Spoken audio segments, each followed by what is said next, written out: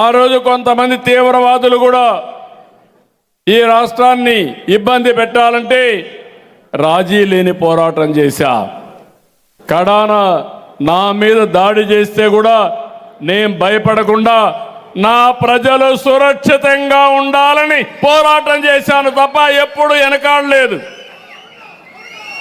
రౌడీలు ఎవడైనా రోడ్డు మీదకి వస్తే మీకు ఈ రాష్ట్రంలో చోటు లేదని చెప్పింది తెలుగుదేశం పార్టీ. మత సామరస్యాన్ని కాపాడిన పార్టీ, మత విద్వేషాలని కంట్రోల్ చేసిన పార్టీ, కర్ఫ్యూని పూర్తిగా లేకుండా చేసిన పార్టీ తెలుగుదేశం పార్టీ అని చెప్పి కూడా నేను మీకు తెలియజేస్తున్నా. ఇప్పుడు కొంతమంది పొలిటికల్ రౌడీలు తయారయ్యారు. నేరస్తులే రాజకీయ పార్టీలను రన్ చేసే పరిస్థితికి వచ్చారు.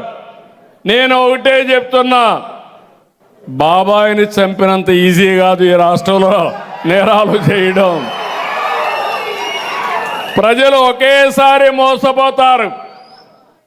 ప్రతిరోజు ఇలాంటి చిల్లర రాజకీయాలు, నేర రాజకీయాలు చేసి ఇక్కడ ఉండేది ఎన్డీఏ ప్రభుత్వం, దీన్ని రన్ చేసేది సిబిఎన్ అని మీరందరూ గుర్తుపెట్టుకోవాలి.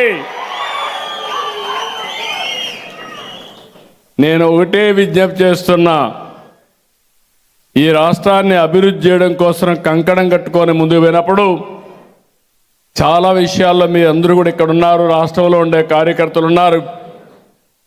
ఈ రాష్ట్రంలో లా అండ్ ఆర్డర్ ఉండాలి, శాంతి భద్రతలు పరిరక్షించాలి. అప్పుడే పెట్టుబడులు వస్తాయి, అప్పుడే మనం అనుకున్నటువంటి స్వర్ణాంధ్ర 2047కి మనం రీచ్ అయ్యే పరిస్థితికి వస్తాం. మీరు త్యాగాలు చేశారు, చాలా ఇబ్బందులు పడ్డారు. మీ అందరికంటే నేను కూడా ఇబ్బంది పెట్టా. ఎందుకు ఇబ్బంది పడ్డానంటే మిమ్మల్ని కాపాడుకుంటూ నన్ను నేను కాపాడుకోవడానికి ఎన్ని ఇబ్బందులు పడ్డానో అన్ని ఇబ్బందులు పడ్డాం. అయితే అదే సమయంలో మీరు గుర్తుపెట్టుకోవాల్సింది మన ధ్యేయం ఒకటే. ఏదో కక్ష తీర్చుకోవడానికి రాజకీయాల్లోకి నేను రాలేదు.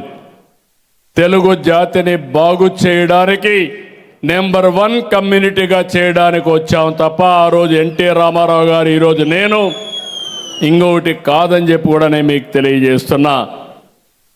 నేను మీ సెంటిమెంట్స్ అన్నీ అర్థం చేసుకుంటున్నాను. నాయకుడిగా ఉన్నప్పుడు సెంటిమెంట్ అర్థం చేసుకోవాలి. అర్థం చేసుకొని మళ్ళీ క్యాడర్ని, నాయకుల్ని సమర్థవంతమైన సరైన మార్గం నడిపించకపోతే నేను తప్పు చేసిన వాడిని అవుతాను. ఆ విషయం కూడా మీరు గుర్తుపెట్టుకోవాల్సిన అవసరం ఉంది. ఎమోషన్ అవసరం. అదే మాదిరిగా మనం దేనికోసం పనిచేస్తున్నామో ఆ లక్ష్య సాధనలో కాంప్రమైజ్ అయితే మనం దెబ్బతినే పరిస్థితికి వస్తాం. ఆ విషయం కూడా గుర్తుపెట్టుకోవాలి. 18 నెలలు ఈ రాష్ట్రం ఏమవుతుందని అందరూ ఆలోచించారు. ఏమవుతుంది అని ఆలోచించిన వాళ్ళందరికీ సమాధానం 18 నెలల్లో చెప్పాం. నిన్న సంక్రాంతికి 30 లక్షల మంది వేరే ప్రాంతాల నుంచి ఉన్నవాళ్ళు ఇక్కడికి వచ్చి 3 లక్షల కార్లు హైదరాబాద్ నుంచి ఇక్కడికి వచ్చాయంటే అది మనం చూపించిన స్ఫూర్తి. రాష్ట్రంలో తెలుగు జాతిలో కల్పించిన ఆత్మవిశ్వాసం అవునా కాదా అని మిమ్మల్ని అడుగుతున్నా.